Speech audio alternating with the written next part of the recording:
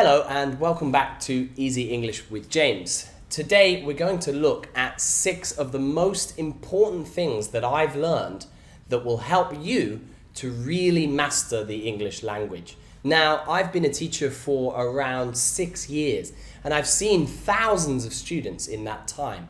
Some of them have improved really quickly, while others have taken a much longer time to improve.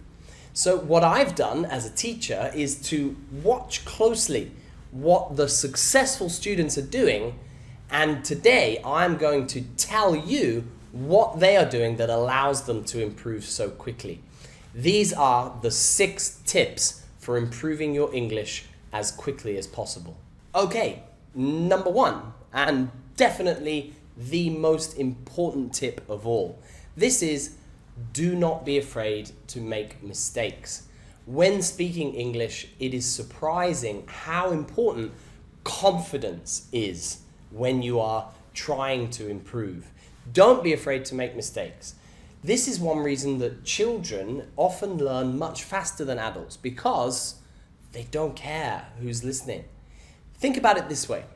If you don't make any mistakes, nobody can correct those mistakes to turn them into lessons for you to learn and reasons for you to improve, okay? So actually, when you think about it, it's actually more important to make mistakes than it is to do nothing at all.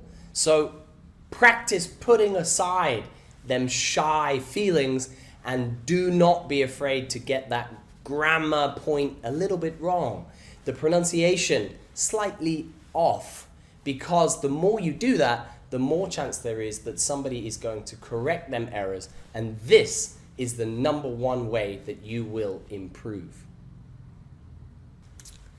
Okay, number 2, another really important tip is to find someone who can correct your errors. Now, there is a sort of hierarchy of people who are capable of doing this. At the very top of the list is a qualified native speaking English teacher, hopefully with many years of experience.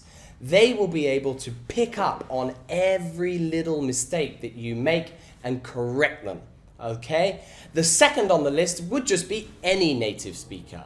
Any native speaker means someone from the UK, the USA, Canada, Australia, or New Zealand. They will have a good idea. If they're listening to you and you're making some pretty big errors, they will notice straight away. They might even say things like, "That just doesn't sound right."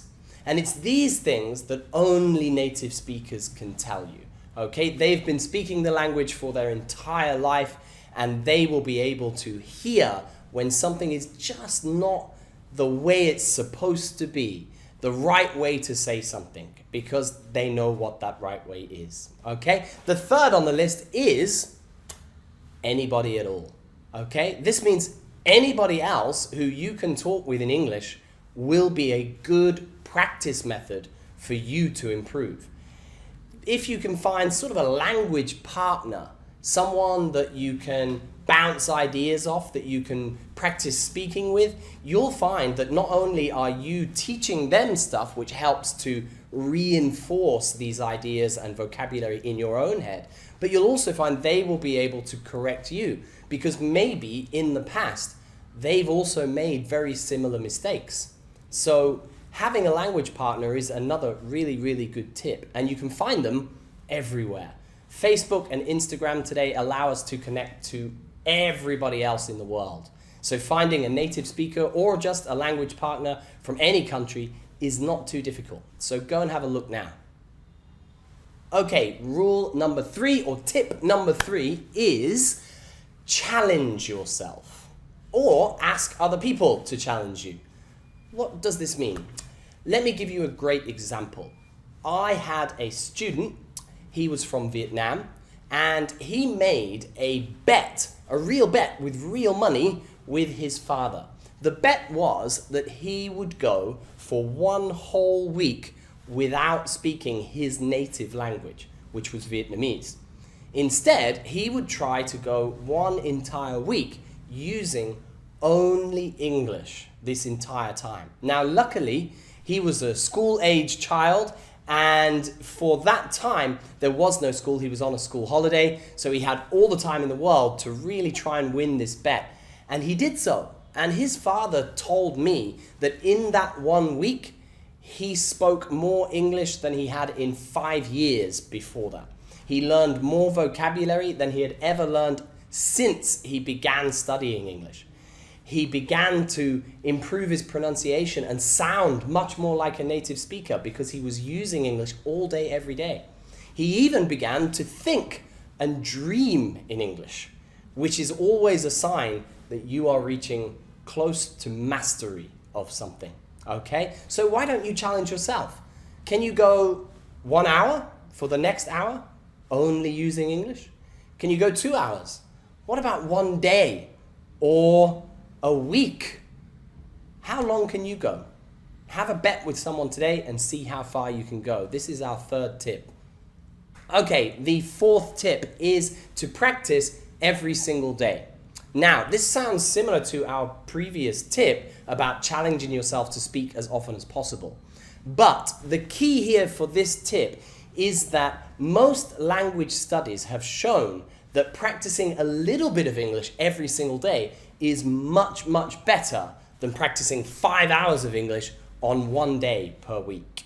Okay? As long as you're hearing or reading something in English every single day, even if it's only 5 minutes or 10 minutes, this is going to allow your brain to think, English is quite important. I use this every day. And so after a while, your brain will start to think, I'm using this thing a lot. I need to remember that vocabulary. I need to really, really learn those grammar rules. And your brain will start to pick up this stuff much more naturally and easily. Now, it's easy these days to practice every day. You can wake up in the morning and turn on the BBC News or CNN and watch the news for 5 minutes. You can read an online English newspaper like the Daily Mail or the Independent. And it doesn't matter if you don't understand all the vocabulary. The important thing is that you are exposing yourself to English as often as you can. And the more you do that, the more and more your brain will readily accept learning English. Motivation is the key here. And it's sometimes hard to motivate yourself to learn. So another big tip is find something that you already like in your home language. For example, I like football. I'm a Newcastle United fan. And sometimes I like to go to the German or Spanish sports sites and I will read about my football club in another language because I want to know about my football club. It's something I like, but I'm doing it through another language. What is something that you are interested in your native tongue, something that you do every day? Maybe it's tennis or swimming or martial arts. Any one of these things you can learn about in English, and you'll find that you'll be much, much, much more motivated when you do things like that. So practice every single day. Number 5, take a test. What does that mean?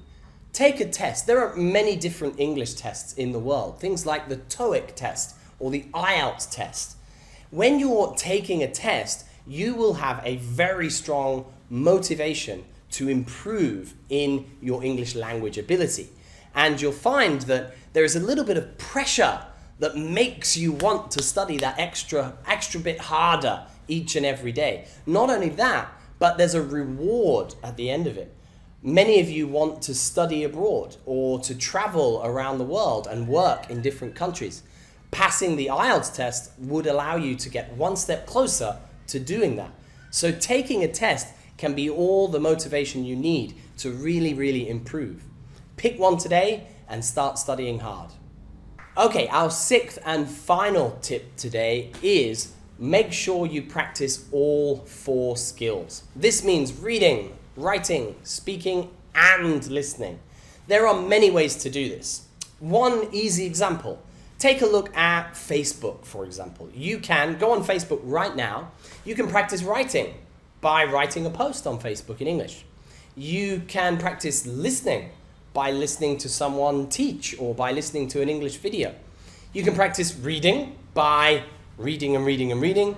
And you can even practice speaking by video calling somebody on the other side of the world if you have an English-speaking friend.